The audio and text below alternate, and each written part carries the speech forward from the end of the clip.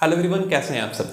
मैं हूं अक्षय कुमार और आप देख रहे हैं सीडेटिव डॉक्टर। तो आज के इस वीडियो में हमारे डिस्कशन का टॉपिक है मेंटल रिटार्डेशन। आम भाषा में बात करें अगर तो मंद बुद्धि, जो कि बच्चों में होने वाला एक बहुत ही कॉमन और इम्पोर्टेंट बीमारी है। इसके बारे में जानना बहुत ज़रूरी है। तो आज हम यही जानेंगे कि मेंटल रिटार्डेशन क्या होता है, ये कैसे होता है, इसमें क्या क्या प्रिवेंटिव मेजर्स लिया जा सकता है, कैसे इसे रोका जा सकता है, कैसे इसे कम किया जा सकता है। तो मेंटल रिटार्डेशन के बारे में अगर समझें तो बेसिकली ये एक ऐसा कंडीशन है, ये एक ऐसा केस है जिसमें कि जो बच्चा है वो अपना डेली एक्टिविटी भी सही से परफॉर्म नहीं कर पाता है खुद से। उसे दूसरों की मदद की ज़रूरत पड़ती है डेली एक्टिविटीज़ भी परफॉर्म करने में। एक पर्टिकुलर एज पर जो भी इंटेलिजेंस लेवल होना चाहिए, एज के अकॉर्डिंग जो भी इंटेलिजेंस लेवल होना चाहिए बच्चे का, उतना नहीं रहता है। उस एज के अकॉर्डिंग काफ़ी कम इंटेलिजेंस लेवल रहता है बच्चे का। आईक्यू लेवल के अकॉर्डिंग अगर बात किया जाए तो जनरली 70 से कम आईक्यू वाले बच्चों को हम मेंटली रिटार्डेड के कैटेगरी में रखते हैं। ठीक है। ये एक कंजेनाइटल डिजीज़ है, इस बात को ध्यान में रखना है कि ये एक कंजेनाइटल डिजीज़ है। कहने का तात्पर्य क्या है कि मेंटल रिटार्डेशन का जो केस है, ये जो कंडीशन है, ये जन्म के समय से ही प्रेजेंट होता है। ऐसा नहीं होता है कि जन्म के बाद फ्यूचर में 8 साल 10 साल बाद कोई भी बच्चा अचानक से मेंटली रिटार्डेड हो जाएगा। नहीं, ये जन्म से ही प्रेजेंट होता है। और हमारे इंडिया में अगर बात किया जाए तो हर 1000 में से 5 बच्चा मेंटली रिटार्डेड होता ही है, और ये मेल में बहुत कॉमन है एज कम्पेयर टू फीमेल। अब इसके इटियोलॉजी के बारे में बात करें कि कारण क्या क्या हो सकते हैं मेंटल रिटार्डेशन होने का, तो ऐसा है ना कि इसके एक दो कारण नहीं है गिने चुने, बहुत सारे कारण हैं इसके। There are numerous reason. ठीक है। तो सारे कारणों को यहाँ डिस्कस करना पॉसिबल नहीं है, बहुत ज़्यादा लंबा वीडियो हो जाएगा। तो मैं जो इंपॉर्टेंट रीजंस हैं उन्हीं के बारे में डिस्कस करूँगा, वही बताऊँगा। अगर आप जानना चाहते हैं कि इसके अलावा और क्या क्या कारण हो सकते हैं तो बताइएगा, मैं अगले वीडियो में पूरे रीजंस को इकट्ठा करके आप सभी को समझा दूंगा। क्लियर। तो जो मोस्ट कॉमन कारण है, जो मोस्ट कॉमन रीज़न है मेंटल रिटार्डेशन के होने का, उसमें सबसे पहला है जेनेटिक फैक्टर।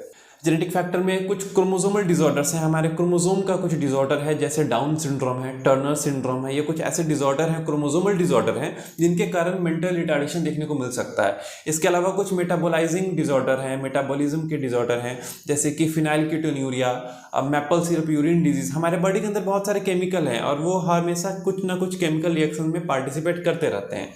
तो अगर उन केमिकल्स के मेटाबॉलिज्म में कुछ प्रॉब्लम आ जाए तो उसके कारण भी मेंटल रिटार्डेशन देखने को मिल सकता है। जैसे कि अभी बताया मैंने, फिनाइलकीटोन्यूरिया, मेपल सिरप यूरिन डिजीज, ये कुछ ऐसे मेटाबोलाइजिंग डिसऑर्डर्स हैं जिनके कारण मेंटल रिटार्डेशन देखने को मिल सकता है।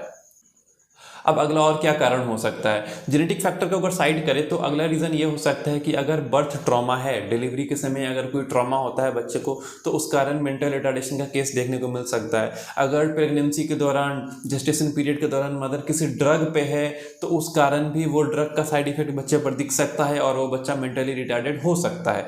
अगर मदर अल्कोहल या स्मोकिंग पे है, कंज्यूम कर रही है during the gestation and pregnancy period, तो उस कारण भी ये देखने को मिल सकता है। अगर मदर को डायबिटीज़ मेलाइटस है ड्यूरिंग द प्रेगनेंसी पीरियड, तो अगेन मेंटल रिटार्डेशन देखने को मिल सकता है बच्चे में। और आफ्टर डिलीवरी बच्चे में अगर हाइपोग्लाइसीमिया का केस हो जाए, आफ्टर डिलीवरी बच्चे में अगर हाइपोग्लाइसीमिया का केस देखने को मिल जाए तो उस कारण भी मेंटल रिटार्डेशन देखने को मिल सकता है। तो ये कुछ कॉमन रीजंस हैं, कुछ कॉमन कारण हैं। इसके अलावा और भी बहुत सारे कारण हैं, अगर जानना होगा तो बताइएगा, मैं अगले वीडियो में इन सभी कारणों को आपके सामने प्रस्तुत कर दूंगा। अब इसके बाद अगर बात करें डायग्नोसिस के बारे में कि आखिरकार हम मेंटल रिटार्डेशन के पेशेंट को डायग्नोस कैसे करेंगे, क्या क्या मेथड्स हैं डायग्नोसिस के। तो सबसे पहला और सबसे इंपॉर्टेंट है, उसमें है हिस्ट्री। हम मदर का हिस्ट्री लेते हैं कि during the gestation period, during the pregnancy period वो किसी ड्रग पे तो नहीं थी, अगर थी तो कौन से ड्रग पे थी, वो अल्कोहल या फिर स्मोकिंग तो कंज्यूम नहीं कर रही थी, या उन्हें डायबिटीज़ मेलाइटस तो नहीं था, या फिर और भी जो भी कंडीशन है, हम पूरा हिस्ट्री एक लेते हैं ताकि हम एक कंक्लूजन पे पहुंच सकें। हिस्ट्री के बाद हम बच्चे का आईक्यू टेस्ट करते हैं, क्योंकि आईक्यू टेस्ट बहुत ज़्यादा इंपॉर्टेंट है, बिकॉज आईक्यू टेस्ट के अकॉर्डिंग ही हम उस बच्चे को क्लासीफाई करेंगे कि वो बच्चा मेंटली रिटार्डेड है या नहीं है, और अगर है भी तो कितना ज़्यादा है। जनरली मेंटल रिटार्डेशन को 4 कैटेगरी में डिवाइड किया गया है according to the IQ level. पहला हमारा है mild mental retardation, second is moderate, third is severe and the fourth is profound mental retardation. तो ये सारा जो कैटेगरी है ये आईक्यू लेवल पे ही है। इसलिए आईक्यू चेक करना बहुत ज़रूरी है। तो पहला तो हमारा हिस्ट्री हुआ, सेकंड आईक्यू हुआ। इसके अलावा हम यूरिन टेस्ट कराकर देख सकते हैं, ये जानने के लिए कोई मेटाबोलाइजिंग डिसऑर्डर तो नहीं है। देन फिर हम कुछ क्रोमोसोमल टेस्ट हैं वो भी कराकर देख सकते हैं for the confirmation of down syndrome और टर्नर सिंड्रोम और any kind of chromosomal disorder. Clear. इसके अलावा हम क्या कर सकते हैं, इसके अलावा सीटी स्कैन या फिर एमआरआई कराकर देख सकते हैं ब्रेन का।